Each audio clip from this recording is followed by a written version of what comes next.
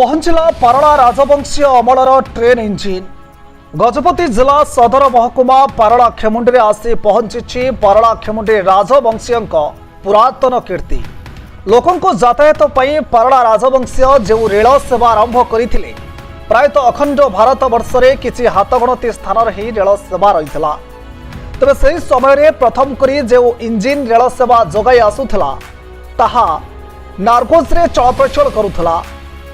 दीर्घ वर्ष धरी यह रेल इंजिनटी पूर्वतट रेल जोन वालिटियर डिविजन कार्यालय शोभावर्धन करुला, जहां नहीं स्थानीय अंचल जनसाधारण और बुद्धिजीवी माने यह इंजिनटी को पारला खेमुंडी फेराई आने बारंबार दाबी कर आसुथिले।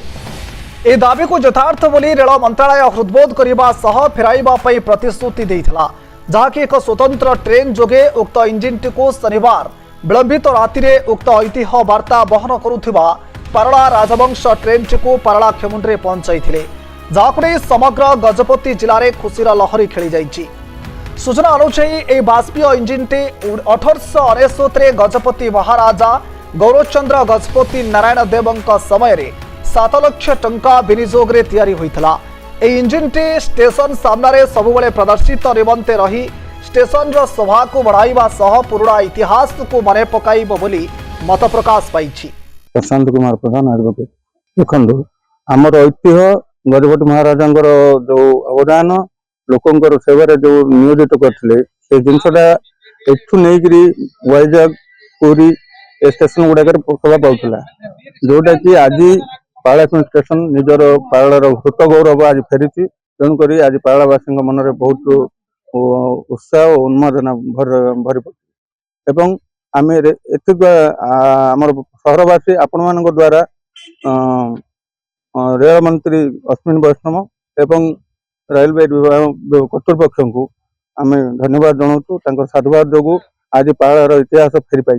देखु संघर्ष तो प्रति लोकंर माने प्रति लोकंर जो उन्मादना जहाँ इच्छा ताकू नहीं संघर्ष हुए। प्रति लोकंर भाषा जो मैंने कही पारना से भाषा को लेकिन आम दाबी उपस्थापन करूँ, जोटा कि आज परिपूर्ण है जहाद्वारा कि आमर ऐतिह्य आमर इतिहास आज बंची एवं आम आगामी दिन जो जनसाधारण आसवे जो लोग युवपीढ़ी आसवे से यहाँ को अनुभव करेंगे आम रजा जपरी गोटे व्यवस्था करते से व्यवस्था आज पर्यंत बंची रही गोटे मन में सृष्टि हम। कहली पर आपन आमर गजपतिवासी तरफ मु रेल मंत्री अश्विनी वैष्णव एवं रेल कर्तृपक्ष मान विभाग कर्तृपक्ष एवं जनसाधारण जो आशा और दाबी थिला जहाँ पूरण करें से धन्यवाद दूँ।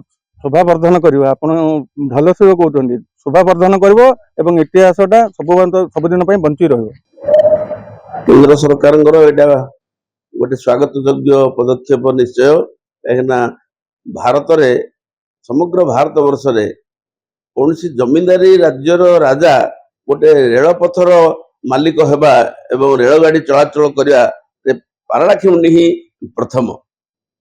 एवं ओडिशा रे कौन सी स्थान रे रेलपथ निर्माण होई नथिला बेले पारला खेमुंडी रे ही नौपड़ारू पारला खेमुंडी पर्यंत महाराजा गौरचंद्र गजपति निर्माण करथिले, जोटा कि 1900 मसीह रे सेटा उन्मुक्त होइथिला यात्री चलाचल पे। या परवर्ती समय रे पुरी को रेलपथ निर्माण संपूर्ण है भुवनेश्वर पुरी को।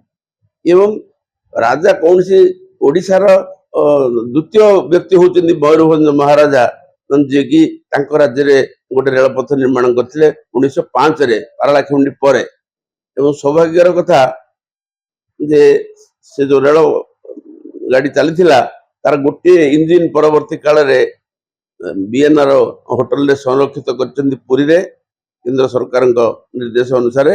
एवं वर्तमान से गोटे इंजिन पारला खेमुंडी आसवा निश्चित भाव में आम पारला खेमुंडी एवं ओडिशा गर्व और गौरवर विषय।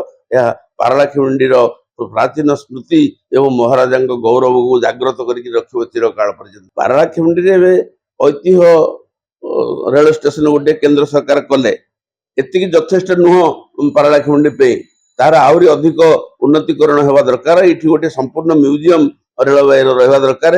ରେଳ ଗୋଟେ ସମ୍ପୂର୍ଣ୍ଣ ରେଳଗାଡିର ମହାରାଜାଙ୍କର ରେଳଗାଡି ଏଠି ରହିବାର ଆବଶ୍ୟକତା ରହିଛି ଏବଂ ୟାର ରେଳପଥର ଆହୁରି ଉନ୍ନତି ହେବାର ଆବଶ୍ୟକତା ରହିଛି।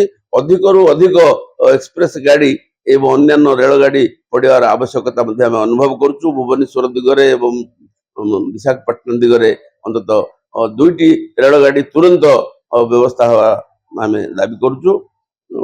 ଯାହା ବି ହଉ ଆମେ କେନ୍ଦ୍ର ସରକାରଙ୍କର ଏ ପଦକ୍ଷେପକୁ ନିଶ୍ଚିତ ଭାବରେ ସ୍ୱାଗତ କରୁଛୁ ପାରଳା ଅଞ୍ଚଳବାସୀ। ଗଜପତି ଜିଲ୍ଲାରୁ ସୁମନ୍ତ ଘଣ୍ଟଙ୍କ ରିପୋର୍ଟ ଫୋକସ୍ ପ୍ଲସ୍।